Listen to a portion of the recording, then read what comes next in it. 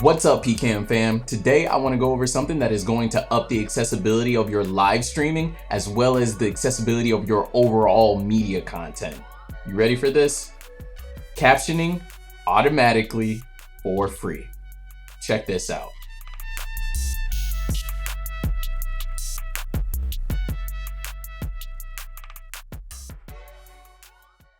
Today we are going to be using a couple applications to do this.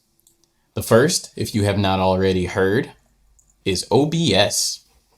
OBS is open broadcaster software, and it is free and open source, as you can see here, for video recording and live streaming, and it is fantastic.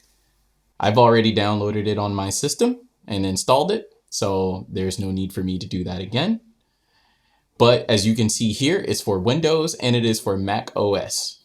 And Linux for the few who might be using it. You're definitely going to want to install this before you do anything else because it is critical. Once again, it is free and I can't wait to show you guys how to use it for this. So the next tool we're going to use for this is browser based and you have to use Google Chrome to use it, and it is called Web Captioner. So we're going to come to our Chrome tab here and we're going to type in Web Captioner, and you can see it's already autofilling for me. And it brings us to this wonderfully vibrant web page while it's playing a demo here, and you can click hear the demo if you'd like. We're just going to go to start captioning and it brings us to this blank web page here. Now, when I click this, it's going to let me know that webcaptioner.com wants to make use of my microphone, and do I want to allow or block? And of course, I'm going to say allow, and the results are going to be instantaneous. So here we are now. We are doing the captioning and everything is coming through really well.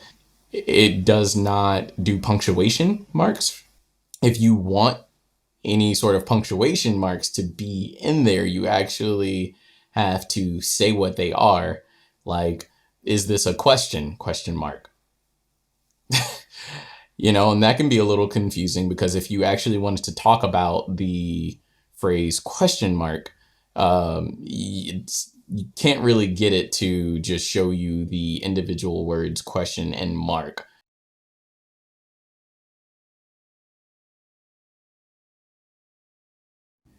This is a fantastically wonderful day! Exclamation point. So you get what I mean by this. But as you can see, it's pretty accurate and very, very wonderful. Saves so much time with typing. I don't have to type. I just am speaking. I'm speaking clearly.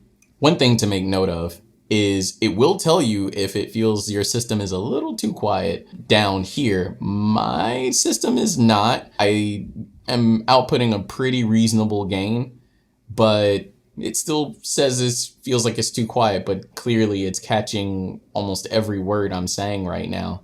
Something that you can do is go to this 3-button menu down here in the corner, click on that and click on settings. This brings us to a place where we can do a surprising amount of customization for something that is based within the browser. Let's do appearance. We can come here. I'm going to change the font to Open Dyslexic. It is designed for people who experience dyslexia or have low vision.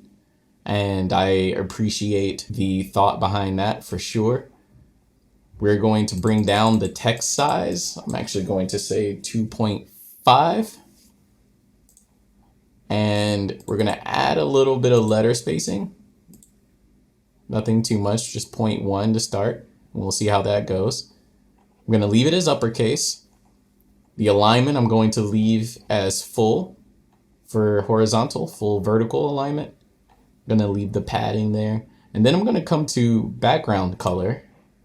And I'm going to change this from black to green. Once I've done that, I'm going to simply exit out of this. And there we are. It is quite a lot to look at at one time.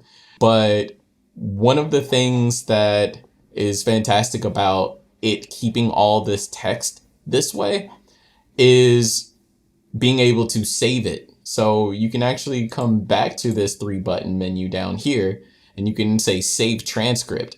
Then you can actually take your transcript and edit it further and then import it in your editing as an SRT or what have you, so that you can burn in captions or add open captions to your media. We're not going to do that for this, but as you can see, once again, I have this going and there's a reason for this. So let's jump back to OBS. So next, what I will do is drag this above. We're going to get our feedback loop again. And I'm going to come to the Web Captioner source and select filters. And this is the area where you are able to add effect filters. So you can see our Web Captioner source here. And we select plus, navigate to chroma key, leave this as it is. And usually this filter is already preset to green. So as soon as I click OK, you're likely going to see all of this green here just instantly become gray as it is removed. And so there we are. It's been removed. As I said, the key color type is defaulted to green. You can also see there's blue and magenta in here, and you can also do a custom. And this is a similarity bar. So if I drag this to the left, you can see before. As I drag it to the right, you can actually see it begin to key all the green out. If you drag it too far, you are essentially saying all these other colors are pretty similar to green, and you essentially end up keying out your entire image, which we do not want to do. So about here looks good. And when I click close, we're probably going to see our feedback loop again of the infinite screens. But what I will show you is that the text will then be transparent. Close. I'm going to drag the Web Captioner above my display recording here. And there you have it. You can see here all of the things running behind it here. So next, what we want to do is actually size this up. So I'm going to do an Alt click and drag, which crops the image, crop it to the bottom line, and then Alt click and drag down to just the last 3 lines we have here. I am going to place myself in here so that you have a decent image to see behind all of this text. And as you can see, it's not really going anywhere. It's staying here pretty indefinitely. And I can show you how to handle this back in the Web Captioner. So back in our Web Captioner web page here, to get the text to push further upward so that it is no longer in our OBS capture, what we will do is go to this 3-button menu for settings in the lower right hand corner. Select that, click on settings here. And in the settings here under general, we see after 2 seconds of no audio while captioning, add 2 line breaks. So what we're going to do is leave that as 2 seconds of no audio, but we are going to change the line break count to 5. You can actually set it to clear transcript if you don't want to save your transcript, but I'm going to just leave it at add 5 line breaks, which should be more than enough to push it upward out of sight.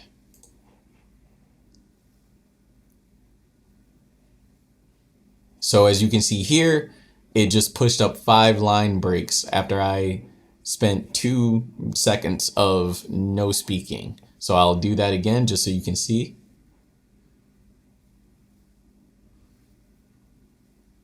And there we have it. So going back into OBS, we now should see that this pushes up out of the way, and I'm going to turn the feedback off here so that you can see just above my head here. All right, great. It's doing exactly what we want it to. It is appearing, showing us about 3 lines. And after no speaking, once it detects no more audio input, it counts 2 seconds, and then it is pushing the text upward by 5 line breaks, which, due to our cropping, will effectively push it out of view. And there you have it. That's all there is to getting free captioning happening on your live streams, being recorded for you. You can save your transcript, you can take it into post, you can create your own SRT files and burn in caption, closed captioning, or even just add open captions. So I hope this is very helpful for you all. I hope that you expand your audience by making use of tools like this. There are plenty of them out there. This is just one. And I look forward to seeing all the great content you guys continue to make. All right, check you later.